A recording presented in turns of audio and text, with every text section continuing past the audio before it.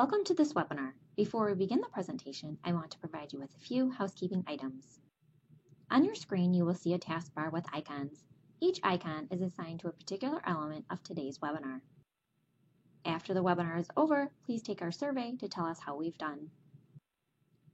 Throughout the presentation, you can network with others or submit questions to the speakers in the box next to the slides. Download resources from the folder icon. Today's event is being recorded and archived and will be available within 24 hours. For on-demand questions or comments, send us an email by clicking Email Us. If you experience any technical issues today, please refresh your browser by hitting F5 for a PC or Command R for Macs, or email webinars@bmpmedia.com for one-on-one support. And now I'm excited to turn it over to today's moderator.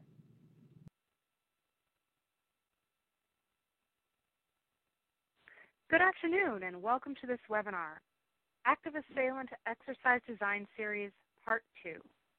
This event, brought to you by Security Magazine, is sponsored by Everbridge. I'm your moderator, Claire Meyer, Managing Editor of Security Magazine. Thanks for joining us. Today's presenter is Regina Phelps.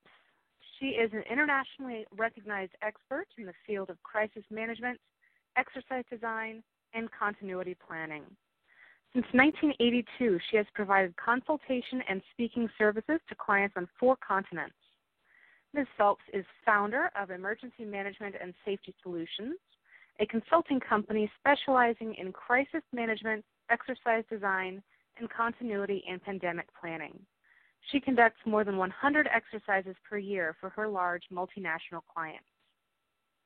Now, don't forget to submit your questions, and later on in the program, Regina will address as many as possible. Today's event is being recorded and archived on securitymagazine.com. And now I'm excited to turn it over to today's presenter, Regina Phelps. Thanks, Claire, for that kind introduction. It's a real pleasure to be with all of you here today to conduct for you an online active assailant exercise. As we discussed in our webinar last month, there's a real conscious shift that's beginning to occur from using the term active shooter to active assailant. And there's really several reasons for this change in terms. First of all, the active shooter terminology is a bit too narrow. It helps us really foster tunnel vision because we're only looking for the gun. And we tend to forget about the real risk of other types of weapons or other types of attacks. Secondly, there's a rise of combination attacks where there's the use of knives and cars and bombs and improvised Molotov cocktails in addition to guns. And then lastly, there's no one-size-fits-all approach to any response. So it might be a combination response. It could be the traditional run, hide, fight. That could be the best answer, or maybe not. My goal as we walk through this exercise is to share with you my logic and rationale for how it's developed to assist you when you want to modify it for your own organization. So let's take a look at my agenda. I'm going to talk very quickly about some exercise basics, and then we'll talk about how to play the game, the actual background of the exercise and the narrative, and then we'll do a series of injects. There'll be an opportunity to talk about how you would run a debrief and an evaluation, and then, of course, we'll talk about next steps. So first of all, let's take a look at exercise basics. And let me just stop and say, to create this exercise, I've had to make a series of assumptions, such as the scope, which means who's playing in the exercise. I've had to determine your level of experience, and so because of that, and this being a webinar, I've selected a basic tabletop kind of design. And I also had to guess what you might have wanted to get out of it. Now, all of those 4 things, or 3 things, are really the core to understanding how you develop an exercise. So when we do an exercise development, we always ask what we call the silly little question: what do you want to get out of this? And the more we ask that, the more we more deeply understand what the goal is going to be, the scope, the objectives, the type of exercise that's best, and, of course, the best narrative. But since this is a virtual exercise, I don't have the ability to do any of those things. So I made some assumptions. I designed this as a basic tabletop exercise that would be driven by slides. That the scope of this exercise would be whoever's participating in this, but the way I've written it, it's actually a crisis management team. So think about that as we go through the questions and the injects in particular. And, of course, all the other entities would be simulated. The goal I've created is that we would engage the crisis management team to manage an escalating incident and develop, of course, the appropriate response. Now, I also, of course, had to guess what some of those objectives might be for you. And so I'm assuming, and my big assumptions this morning, is that you are in a crisis management team environment, and maybe you're sitting there listening to this webinar all by yourself, or perhaps you've actually asked other colleagues to join you, and they can go through this entire process with you. So obviously what I'm looking for is that you would practice your crisis management team roles and responsibilities, that you'd be doing an initial assessment process to determine whether you are going to activate. And of course, blatantly, the answer is yes, but you still want to make that process.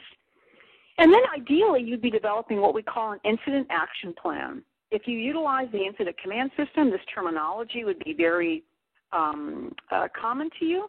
But if you don't, you might wonder, well, what is that? And essentially all it is a very simple plan, which essentially is what's our current status? That's your situational awareness. What are the key objectives you need to do at this moment? Think of that as a big to-do list. And then lastly, when you're going to come back together and meet again, that's called an operational. What an operating would be. Ideally, I believe that you would also want to be developing talking points because, of course, in an active state, the media, social media, traditional media is all over this, and you need to have a response. You would deploy the company emergency notification system to account for all your staff, and then you would assess how that worked, assuming that you have one. You would determine who your company spokesperson would be, and then lastly, you would obviously practice and refine the team roles, plan, and the processes. So this is some idea about what your objectives might look like when you actually do your exercise, but what you want to think about is who's playing, what do you want to achieve out of it, what do you want out of this exercise, and that will really determine what your goals and objectives are. So here we have a very short and very timed agenda, but I've given this to you as a sample. So when you're writing your exercise document, and when you get these slides, you could then take this and build off of it. You would, of course, have some sort of introductory comments at the beginning. Then you would do a briefing about what the story was, the narrative, if you will. And then you would actually do some injects, and we'll do about 30 minutes or so of those, roughly. And then you'll have a debrief at the end, and we'll sort of simulate what that would look like, and then you would talk about next steps. So then how are we going to play the game? And this is exactly what you want to share with your players. We call those folks exercise players when you actually do the exercise. So a couple things about the logistics for today in this actual virtual exercise that we're doing. I will start with a basic initial narrative that will tell you the baseline story. And as you all know from exercise design, you always start with the baseline narrative, but then to progress the story of the exercise, to progress the story of the narrative, you actually have to insert injects. Then we're going to do a debrief session, which would be simulated, of course, in our webinar environment, and then there would be evaluations at the end. And that will be our logistics here today. Now, as far as rules of engagement, I think it's always important that you start with a baseline with your folks who are in any exercise with you. And this is a very common list of engagement rules that I would share. The first thing I ask people is say, exercises have the greatest value if they're treated as if they're real. So I ask people to stay in role. Don't talk about what you did over the weekend. Don't talk about what you're going to do later on tonight. Be with me in this moment, because if you actually stay with me in the moment, you'll actually get a lot more out of this. Don't just think about what's happening right this moment. You should be having one eyeball, if you will, on the future. Because if you don't, you're going to be flat-footed. It's not just the moment here that we need to be concerned about, and this is where utilizing your team, where you might have other folks worrying about what's happening at the end of the day, or what are we doing with our employees, or whatever the questions might be. Somebody needs to be thinking about that while you're having your head down working on the problems. In order to make a certain amount of this exercise work and to facilitate the learning process, we create what we call exercise magic. So how are we doing this? Obviously, it's a webinar. You're very comfortably in your office environment, wherever that might be. And so the issue is that don't debate. So if you do this in your own environment, in your own office, of course, your building would have been evacuated very likely, and people would be saying, but here we are in this conference room. No, please, this is magic. We're doing this for your own personal comfort. Don't debate about how this would happen or could happen. And we ask people, don't fight the narrative. In this day and age, anything is possible. I want to emphasize that again. Anything is possible. And so I can't create an exercise anymore that makes people think like, wow, this would never happen, because everything I've ever thought of, it seems, has occurred. I ask also people that in an exercise they don't make up an answer. If you don't know the response to something, either clearly state that. But if you want to move the group forward in some additional learning, if there's a person outside of the exercise environment they could call to get an answer about some data point they needed, to simply make that phone call to that employee or individual. Simply say, I'm in an exercise, and then ask the question. So that way they actually develop the appropriate response. You want an exercise to give you as much forward motion, forward learning as possible. So whatever helps facilitate that is great. As the exercise progresses, details aren't going to be as complete as you would like. And boy, that's the truth. Either in an exercise, but frankly in a real event. You don't know things for hours, days, sometimes weeks. And the value of the whole exercise is really in the process and the dialogue and the experience, because what we're trying to create is muscle memory.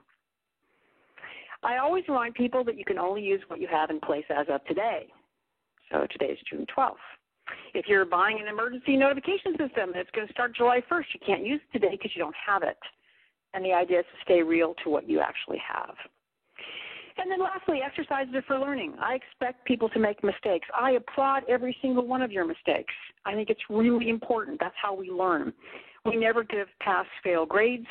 I expect people to make mistakes, and I think that's a great way for us to get better. So exercises are a valuable learning tool, but we need to be able to let people make mistakes, and then we get better and we move forward, and all that's good. So as I mentioned, we will be having injects in this exercise. And injects, again, are these pieces of information that move the story along. And they usually ask people to do something. Now, due to the nature of a webinar, I can't give you injects as I would normally give you in a real exercise environment. And by that I mean, what I would normally do is if I was giving you a basic tabletop exercise, I would ask broad questions that would cause discussion in individual groups or tables, or if it's only a small group around one table, and they would come up with what they think the response is. Because of the nature of a webinar, I can't do that. And so in our injects that we have today, I'm actually going to give you options, A through F or something like that. And you're going to get the opportunity to vote, if you will, in real time on the answers that you think are appropriate. But again, the only reason we're doing this style is because we're in a webinar and we don't have the option for roundtable discussion between all of our participants. Now, in any exercise, there will be some team members that are going to be super busy, and they're going to pull all their hair out. And what I always say to folks is in a real exercise, when you do this in your work environment, that if you look around the room and you see some people have just completely gone crazy with being busy, and others aren't engaged at all, what you always want to do is you want to make sure that you find ways to engage everybody. So have the non-busy people help the people that look like this woman who's pulling all of her hair out. You want to make sure that everybody is engaged. Lastly, what I call a word of caution. One of the things I always do, and we do, of the 100-plus exercises I do a year, I probably do 25 that are about some sort of violence. In our client population, we've actually had 47 murders in the last 20 years, so unfortunately we've had lots of practice. This exercise will bring up a lot of stuff for people, and what I give as a word of caution is this, is that you have no idea who in that room has had violence in their life. And this scenario could really incapacitate people. It could really be horrifying for them. And so I tell people right up front before we ever start, this is an exercise that involves violence. Please take care of yourself. If you need to walk out of the room, take a deep breath, collect your thoughts, come back in, great. Violence is widespread in this country. We have no idea who's been impacted, and we don't want to create a mental health problem for somebody because they sat in your exercise.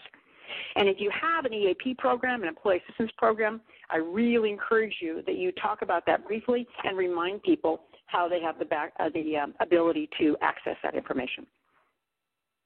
So let's talk about the exercise background for a moment. Today's date is June 12th, and it is the real time. So if you look at your watch or check your computer, It's about 15 after the hour. I always like to just remind people this because it's very common that we would change the date.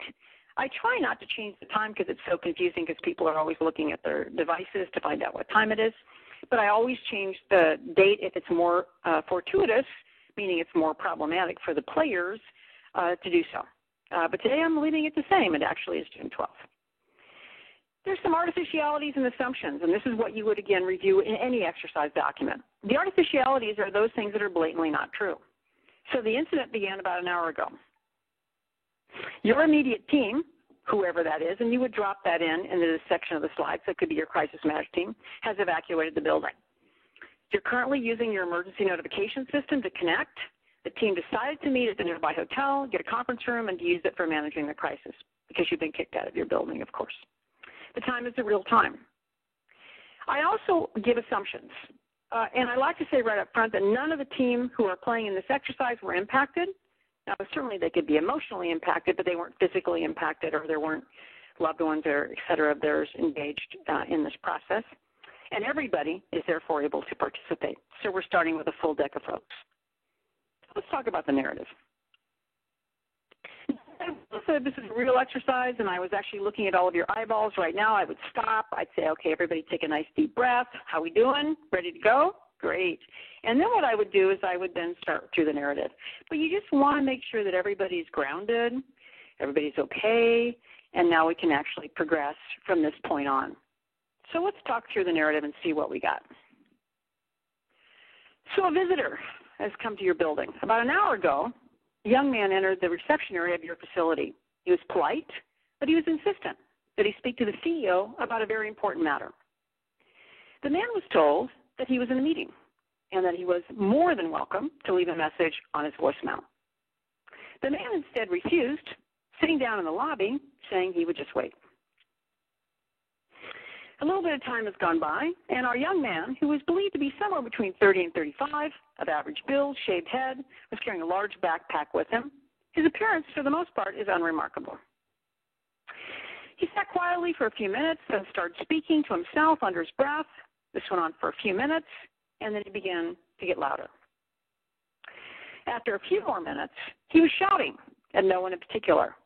His voice was angry, and his face was contorted, and he was so mad that his face was bright red and flushed.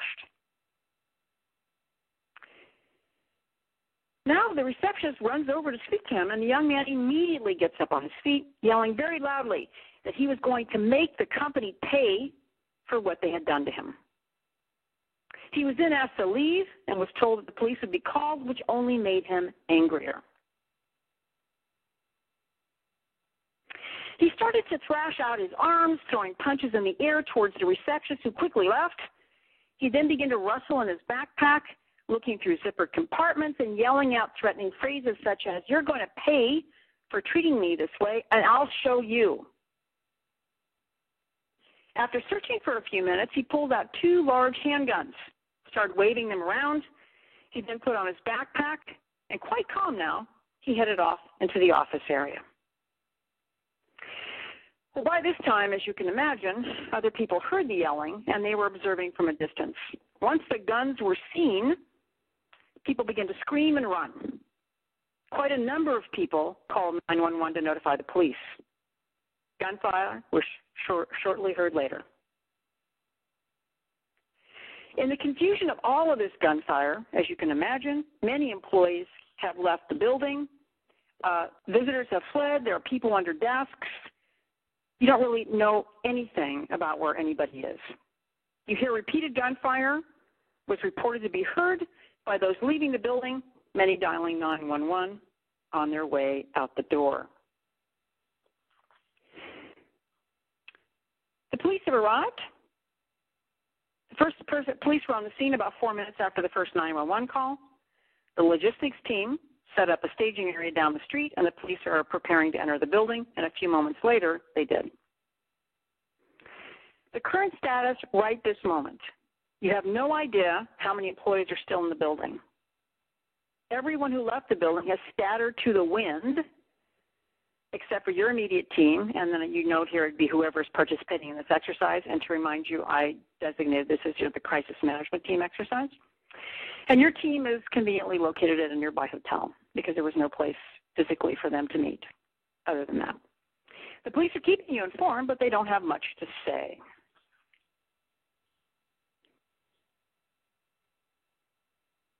News coverage, as you might imagine, is extensive. There are television helicopters hovering overhead your building. There are radio reporters and newsprint media on site. People have gathered in the street. Everybody's observing the action. You've actually heard a few of your employees from the office being interviewed on local radio broadcasts. And, of course, given the age of Twitter and Facebook, every person is a reporter. Many people have posted images of people fleeing the building and have put those on Twitter and have put them on Facebook. So stop and think for a moment. Take a deep breath. Here you are. All of this has happened. Your team, thankfully, is together. And now you're going to talk about what we do next, what your immediate actions are. But just stop for a moment, think about what I said to you, and imagine the story playing out in your mind. Imagine the person in your reception area. Imagine this whole scene. Imagine people hearing gunshots in your building. Imagine the response. Imagine people fleeing. Imagine your team assembled. Just think about how you would feel emotionally right now. And I always like to level set with people. I know in an exercise we just think we can jump right into this, but I'll tell you, that's not how it is. So you really want to take a moment to ground people, take a deep breath. Okay. Now we want to ask the question. I'm going to ask the question. Let me back up. What are your immediate actions? Now, obviously, as I said to you earlier, I'm going to make you have to pick things, but in a real situation, I would ask that you would actually use these as open-ended questions. And I really want to give you just some ideas. What are some of the few things that you need to do, critical things that must be done in the next couple of hours? Now, this is the opportunity for you to vote on all of these, and you'll see that there are options to vote on just one individual ones, or there's some options below. So reach out to all employees using your company ENS, that's Emergency Notification System, to determine their status. Develop talking points. Develop messaging to all appropriate media sources, talking points to employees. Determine if any time-sensitive critical work processes are at risk. Assist emergency responders as necessary and requested. So you have a choice of individual ones, or 1, 2, 3, or 4. I'm going to give you about 60 seconds to do that.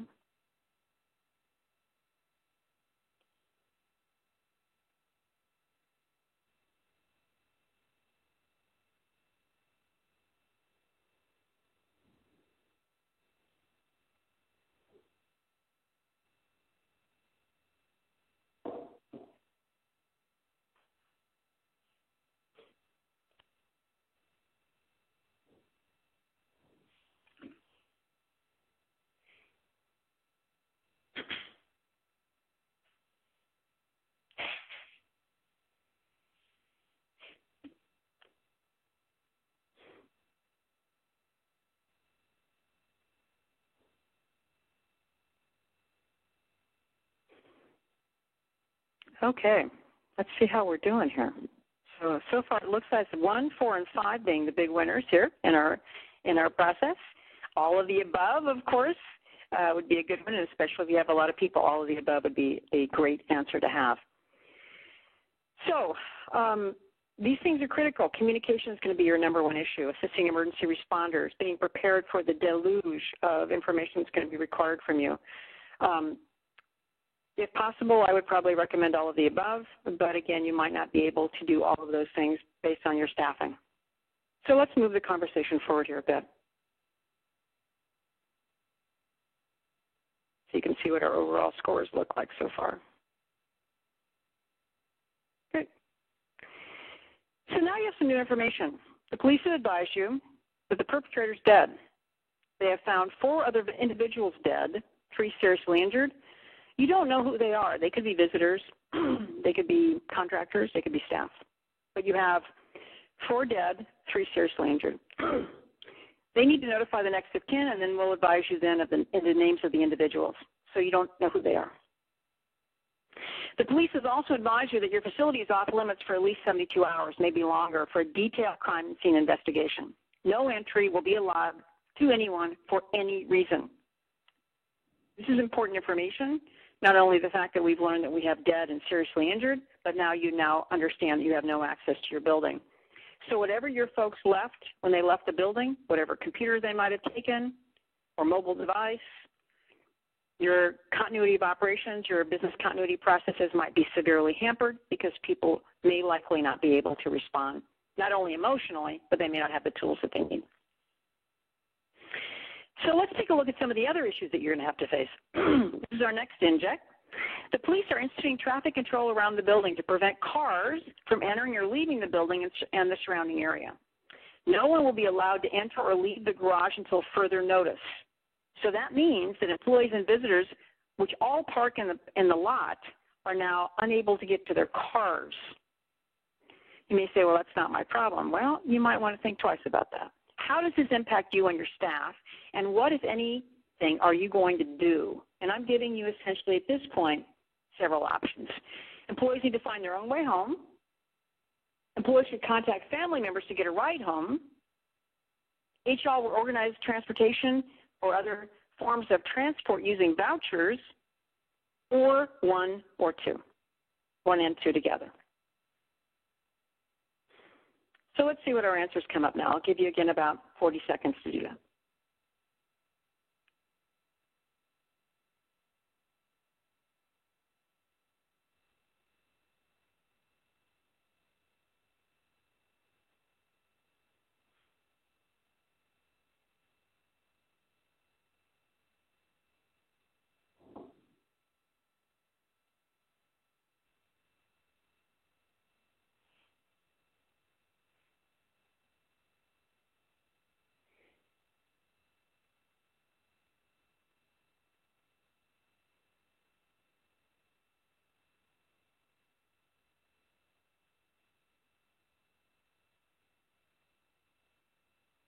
Okay, let's take a look and see how we did. So what we have is we have some compassionate folks here to say that indeed HR would help organize transportation vouchers to get people home, and then also the combination of having employees contact their family members and also having HR arrange transport. This inject is all about taking care of your employees, people's emotional health for them to drive. Even if they could get to their car, you have to ask yourself, would you really want them to get in it?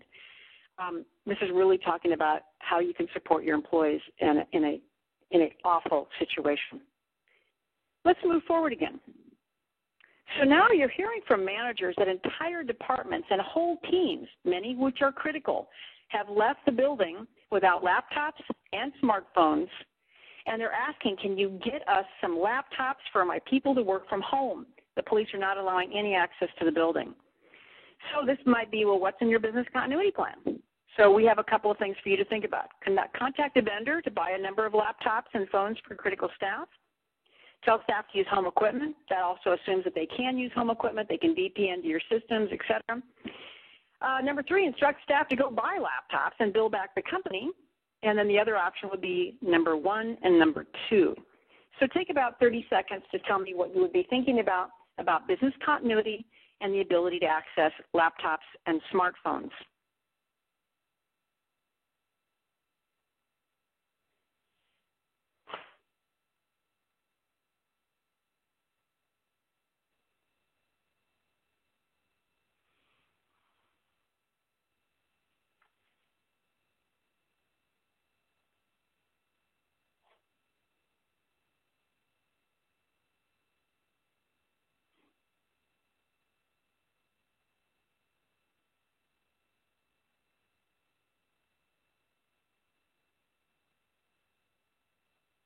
Okay, let's see how we're doing on this one.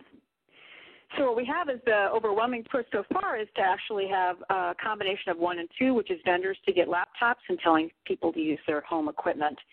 This is a very important issue that I hope you would get your folks to think about, because many business continuity plans assume that people will have their company-issued equipment with them. And in a situation like this, I am here to tell you that's not going to happen. People will not think about grabbing their laptop, and then hopefully they may have grabbed their phone, but they may have even left that. So this is a critical issue from a perspective of impact response and business continuity. Let's move on to inject number 4. Many of the staff are pretty traumatized by what happened at the office, and many are milling around on the streets. They're sobbing. They're hugging each other. Managers are asking, what can we do to help our staff?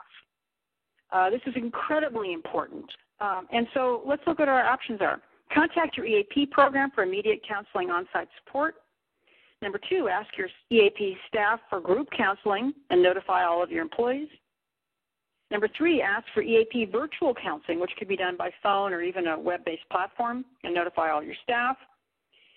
And number 4, include immediate family in the counseling services as well. Number 5 would be, number 1 is an option only, and number 6 is taking all 1 through 4. So let's take about 30 seconds or so and see what your options are there.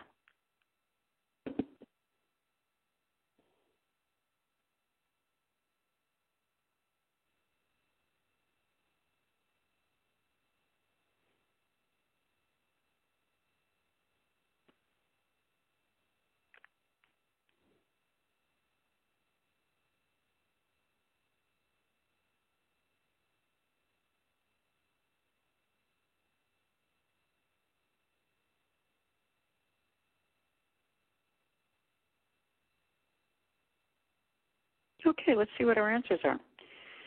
Numbers 1 through 4 are the big winner here. So obviously contacting your EAP immediately, looking for group counseling, virtual counseling, and including family. All of those are really important.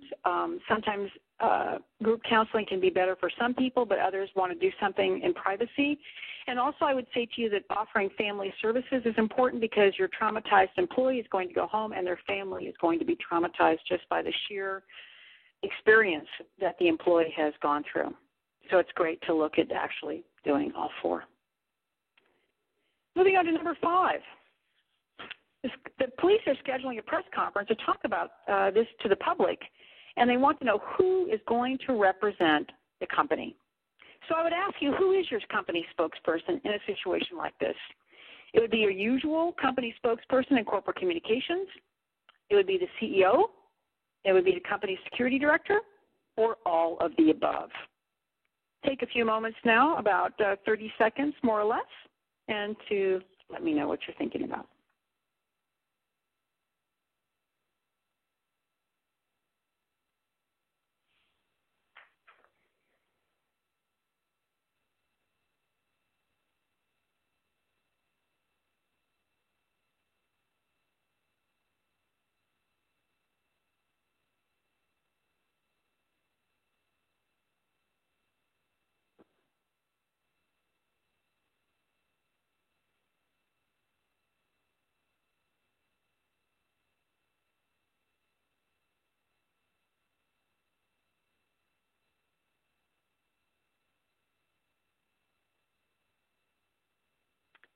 Okay, what are we thinking about as far as a company spokesperson? About 53% of you were looking at the company spokesperson being the corporate communications person, about 20% being the CEO, about 25% said all of the above. A couple of things about this just as is based on my experience with our clients who have had murders at work. Generally speaking, at this point when it's this severe, it's almost always going to be the CEO. That's simply because you need person ultimately responsible for the company, but this is a conversation, frankly, you should be having with your executives and your corporate communications people now. Anybody who should be doing this should be well media trained. So if the company security director is going to be the person who's going to be on the hook, it's really important that these individuals are well trained and able to anticipate all kinds of incredibly awful questions that they're going to get and can actually stay, sound during that experience. Let's move on. Employees have left their keys, their wallets at their desks. They don't have cash to get home or keys to get into their houses. What would you offer them, if anything? First of all, give them a small amount of money, like petty cash for people who need cash to get home. Offer a short-term loan up to $100 for any immediate assistance to employees. If people live alone, have no other way to get into their home or apartment, offer locksmith services. None of the above. Employees need to figure it out on their own, or the last option, number 1 and number 3. Take about 45 seconds and decide what your options might be in this situation.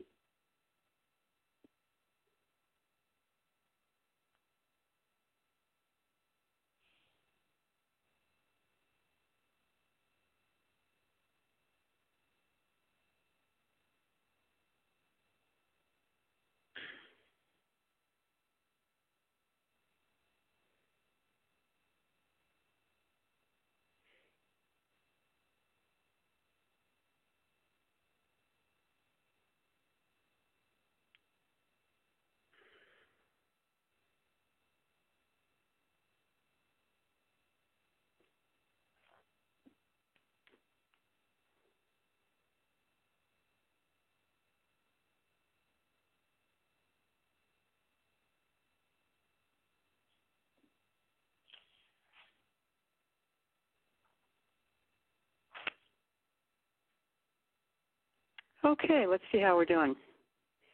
So the vast majority of you wanted to do 1 and 3, give small amounts of cash, 10 to 20 bucks, to an employee needs some money to get home, and then also to offer locksmith services to employees who don't have anybody living with them.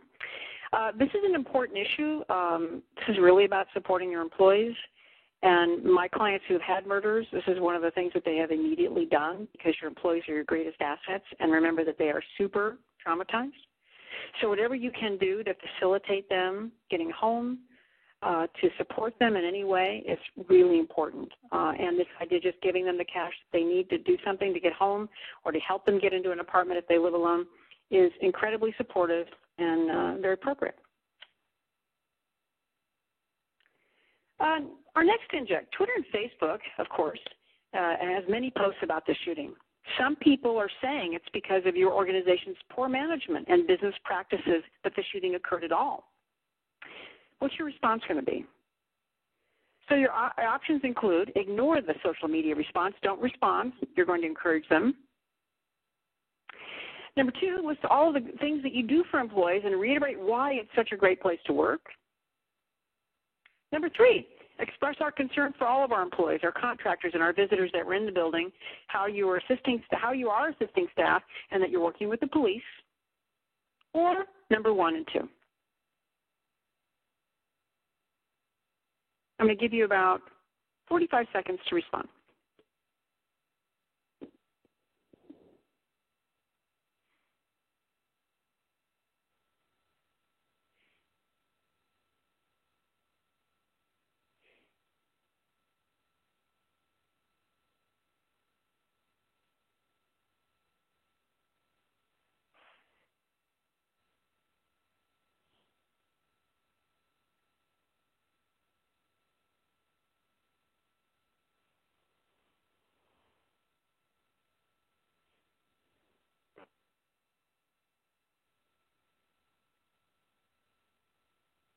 Okay, let's see how we did.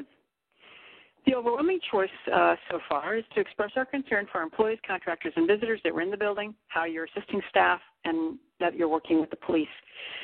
I think this is a really important conversation to have with your executives as well as your corporate communications individuals.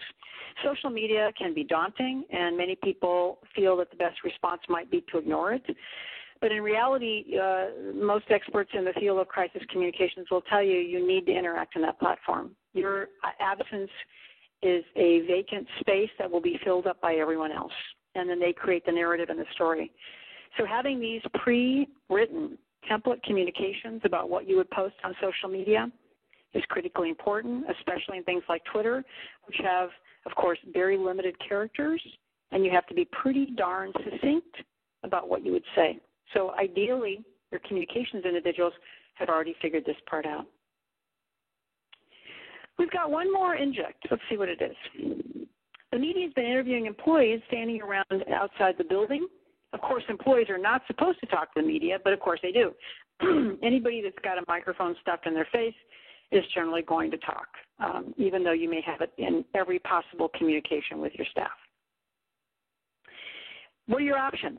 Discipline any employee who talks to the media as it violates your company policy. Fire any employee who violates the media policy. Issue a message to employees using your company emergency notification system to not speak to the media and refer any inquiries to corporate communications. Or number 1 and 2. Please take about 35, 40 seconds to vote on that.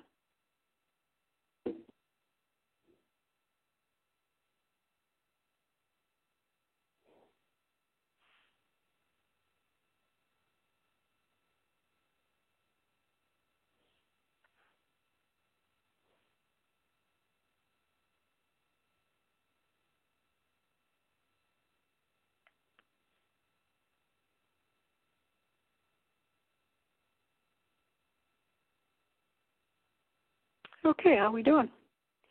Well, we've got complete agreement on this one. Issue a message to employees using the company emergency notification system and not speak to the media and refer inquiries to corporate communications. This is obviously the answer that you would want to have in this particular situation. And one of the things that I would really advocate that you all do as a takeaway from this experience is think about how you can communicate today, right now, with your employees about what they should say. Because if you stop and think about it, telling your employees not to talk to anybody is not terribly helpful. You've told them what you don't want them to do, but you haven't given them another option. And stop and think about that. If somebody comes up to you and they put a microphone in your face, what you're going to remember is what your boss said. They said, I can't talk to the media, or they told me to say no comment. Any kind of comment like that from an employee is going to be played ad nauseum on the media. Give them something to say instead. And what we advocate for our clients to do, if you have company badges, you could put this right on the back of a badge. If approached by the media, simply say, I can't help you, but let me give you the name and phone number of somebody who can. And then drop in the name and the phone number, and that's something they can immediately say to somebody, which sounds so much better than either saying what they're saying they can't talk, or something like no comment. So we've gotten through our 8 injects. Now, obviously, in an exercise like this, you would have a lot of injects. And it would not be uncommon for us, depending on the nature of your preparedness and your the preparedness and the level of your active shooter program, your workplace violence program, your corporate communications, and your crisis management team programs. That would really drive the kind of questioning that we would do. But I hope you can see from the sample of injects that we gave you today, it's really focusing on some really key issues. One is, how would you be working with emergency responders? How would you be supporting your employees? How would you be able to continue business, understanding that that would be a tough row to hoe? Also understanding how you're going to manage the media. Those are key takeaways that you should have right now kind of figured out about what you would do in case this does happen to you in some time in the future. So at this point, after we did a series of injects, I would ask people to stop, take a deep breath, probably have a little coffee, a little tea, maybe some sugar, like, cookies or something to get people kind of chilled out a little bit. And now we're going to do what's really the most important part of any exercise, is we're actually going to talk about the debriefing. So the questions are really, what did we learn? And when we do an exercise, we always ask basically 2 questions. Now, when I do a debriefing, I'm acting as the facilitator of the experience, so I'm not taking any notes. I always want to have 2 people at least assigned to take all of the notes. And the reason I ask for 2 people is because if you only have 1 person, you're going to get like 3/4 of what they actually said. But if you get 2 people, you put it together, you got 1 brain, and you're going to get all of the comments. And that way you can really see exactly what was said. When I do these debriefings, this is where really all of the richness comes out of it. So you want to make sure you have plenty of time. I would allocate ideally 30 minutes because people will have a lot to say, especially if you have a lot of work to do to improve your process, your teams, your program. I only ask 2 things. I always ask what worked in this experience, and then I also ask what needs improvement.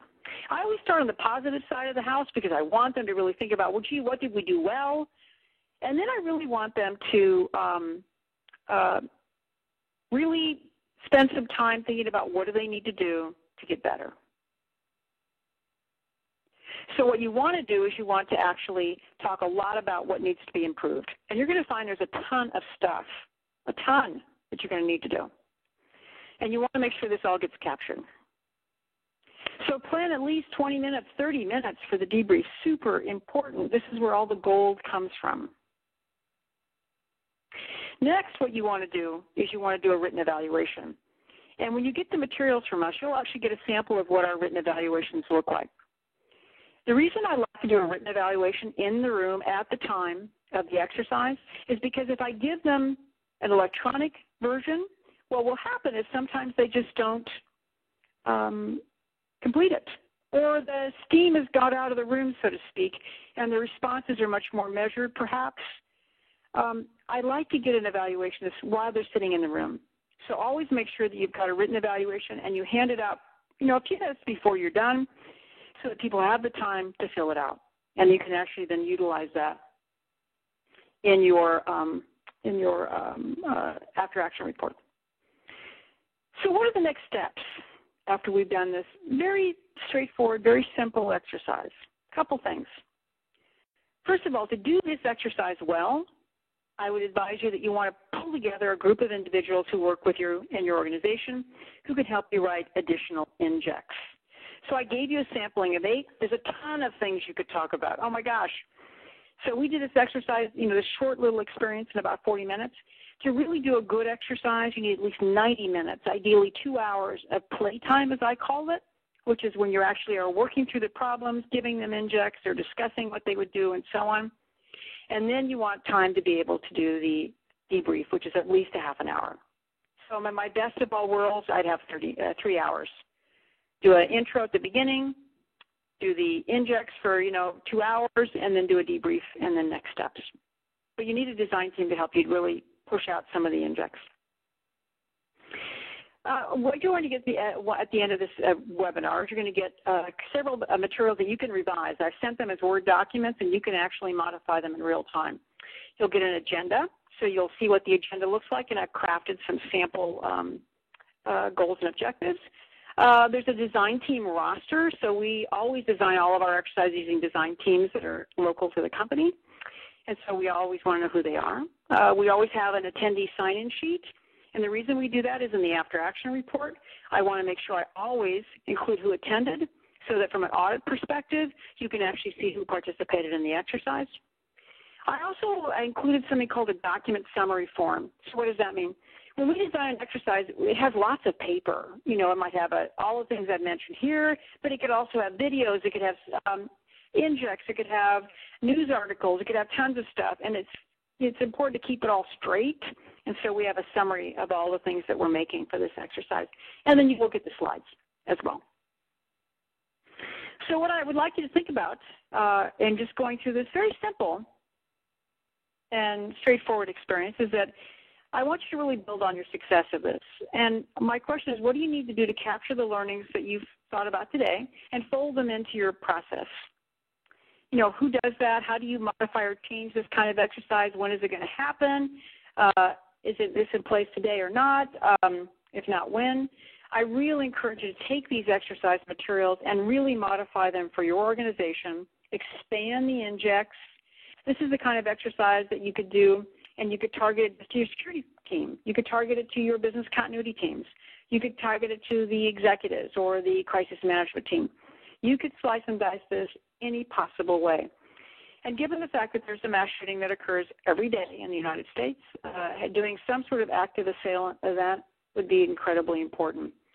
So I believe we have a little bit of time for questions. I'm happy also to link in with any of you. So if you'd like to send me a LinkedIn invite, I'd be happy to do it. And I'm happy to take any of the questions. So Claire, it's all to you. All right. Thank you so much for a great presentation. So now we're going to address some of the questions that have been submitted throughout the program. You're welcome to keep submitting questions, and we'll get to as many as we can. So first of all, Nathaniel had a question. How important is it to do mock media exercises of media blasts or to have templates or boilerplates for communication crisis responses? That's a great question. It is super important to do communication exercises. You really want solid people in that spot because they're going to have to really operate on muscle memory. If this occurs at your facility, I don't care how expert they are as a communications professional, this completely unnerves everyone. And so practicing where you actually have, and many of our exercises that are fully simulated, and we may have a simulation team, we have simulators who turn into reporters, and we'll actually stage a press conference in the exercise. And what occurs there is that the communications person, whoever that is, will read their prepared statement, and then they'll take some questions, and then the reporters actually give them all kinds of questions. And they're not always nice. Sometimes they're quite snarky. Sometimes they're really feeding off social media. The other thing that I would really encourage you to do is when you do an exercise like this, that you would give them lots of social media injects. One of my editors just writes a ton of them, and some of them are just awful, but that's what you see. And so it makes them have to think about how they would respond in real time to these particular situations that come in, especially through Twitter. So yeah, I highly recommend mock exercises. I highly recommend templates for a team to be effective. Okay, and now I have another question. Cindy had a comment about using ENS after perhaps a lot of your employees have left their smartphones at their desks and can't get back in the building. How can you maintain crisis communications with those employees if they've left those devices behind? Super tough. So a couple things. I have two comments related to that. First of all, for utilizing the emergency notification system, if they've left their mobile device in the building, then you're going to really hope and pray that you have their home phone number and their home email as well in the device, which means that when you're actually marketing this to fill out the information that goes into the emergency notification system, that you've got that, you really asked a lot of those types of questions. So that's the first thing. The second thing is I'm a huge fan of what are called employee hotlines. This is kind of a passive way of getting information, but what it can do is that for people who have fled the building, they don't know what's going on, and they've left their phone, but they know there's some emergency number to call. Many of my clients who have these place that number on the back of their employee badge, or they might even place it in continuity plans or things such as that. That way that the employee can call, find out what's going on, and receive information. So that's a way that you can also passively kind of get in touch with them. And the third thing would be, again, paper phone trees where managers are literally calling people utilizing home phones. It's much more challenging, but those are ways that you can do some of the workarounds to get a hold of people. Okay. Now, here's the million-dollar question. How do you get their crisis management team to take tabletop exercises seriously? That's a great question. So I've been in practice for 36 years, and I've done probably 4,000 exercises in that 36 years. I will tell you that if you make a real, two things. First of all, the exercise has to be super well designed. And it's got to be one of which people are literally asked to take it, to put their work aside and actually play. But it needs to be super well designed. But secondly, and I would say to you this, you need your executive management, whoever the most senior person is that you can, whether it's the CEO or somebody in that C-suite of your organization, to actually kick off your exercises. You need to get a sponsor that's going to say, this is super important. We need you to take this seriously. Our company, not only our employees' lives, depend on us being prepared. If you can get a senior person to kick off an exercise, that's going to change people's energy immediately because now we're all actually playing to a different story. There's a zillion things I could talk about with continuity governance, which really feeds to that, but you need some sort of executive sponsor. You need somebody who's senior that endorses it. And many times I ask my clients, not only do I want a senior person to kick it off, I only care if they spend 3 minutes there at the beginning. That's all I care about. That they should be the one that sends out the invite, not you, but somebody very senior with the kind of words to say, this is super important. Our company needs this. Our employees depend on us. We need to be prepared. You need to show up. Now, similarly, Julie wants to know, who do you recommend works on the exercise design committee? So that's a great question. So the exercise design team usually is comprised of, and again, if you have a really small company, you're more challenged. But this is the cast of characters I would recommend. First is HR. Second would be communications. Third would be security. Fourth would be facilities. And then I would look to some of the key lines of business, because obviously if you're going to be out of your building for 72 hours, as I've designed this particular narrative, people have left their devices there. You've got huge issues with continuity of operations, huge issues with business continuity. So you want to have the key lines of business there that can say, my RTO, my recovery time objective is, 3 hours, and there's no way we're going to make this. So you want to know what's critical, and having the time-sensitive business processes representative is really helpful. So it's really kind of the infrastructure of the company, HR, communications, facility security, also technology, because they're going to be asked for things like laptops and cell phones and things like that. And then also some of the key. Okay, well, if you were designing a tabletop exercise relating to the threat more than the incident, so say a gun threat, how would that change the narrative that you're designing? Oh, that's great. So there's a lot of different ways that you can go about this. So if you're actually doing it, and you're really exercising as the threat assessment team that you hopefully have. So a threat assessment team is a group of individuals who actually come together to assess a threat and make a decision about what the actions are that would be taken next, which could be all kinds of things in a workplace violence threat. So what I would do is you could do that a couple of different ways. If you wanted to kick off this exercise, first of all, with a threat, maybe even the night before. We do this a lot, where the night before we have an emergency notification message that goes out to the threat assessment team telling them, and of course they know this is going to happen, so we're not taking, they're not eating dinner in the middle of this, but they know that they're going to get a call. They get on a call. They get the emergency notification message. They get on a call. They hear what the narrative is, and then they have to go through their assessment process. What would they do? What would be their decisions? Blah blah blah blah blah. Then what you could do is that you could actually then, let's say that they decide to do some certain actions, notify the police, get a security investigator to do a assessment of the individual, to build a threat profile. Maybe you're going to increase security at your building. So maybe there's a whole series of things that they decide as the threat assessment team. And then the next day, what you could do is you could change the narrative as I've written it, and perhaps this individual actually shows up and actually commits an act of violence. So you could start the night before or the morning of with a threat assessment team. You could probably do that easily by phone. They make some decisions, and then you could actually move it forward and have the perpetrator show up and commit some acts of violence. We do that a lot, actually. It's a great way to test both the threat assessment team and the crisis management process. Okay, and we have time for just one more question. Dawn wants to know, if the incident happens on a large campus with multiple buildings, how could the employees in the unaffected buildings be involved in terms of bringing people home, loaning cash, or offering other support? Absolutely. That could easily be done, but that would require some planning. So either, if it's a highly technical company, and perhaps they could immediately throw up a wiki and people could do something like that. An emergency notification system message could go out to employees instructing people who need assistance to go to a certain building or area. And then volunteers could do that. You'd have to really think through the volunteer aspect of it, though, because, again, people driving people home, even if they're not in the affected building, would you really want that? That would be something you'd really need to think about.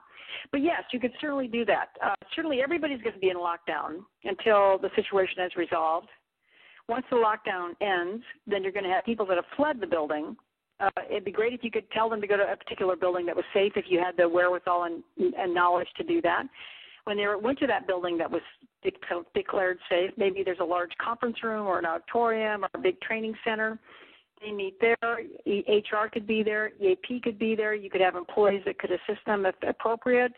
You could have, coffee and tea and have them settle down. Maybe their families might pick them up. So, yeah, you could work through that whole thing, but you need to have a lot of that pre-thought in advance about how you could actually do that effectively. Because if you haven't thought about it in advance, by the time you actually think through what you're going to do, many people would have likely left. Because people will take care of themselves. If they don't see any immediate support for them when they leave that building, they're going to do whatever they think they need to do. And most of them are going to want to see their families immediately.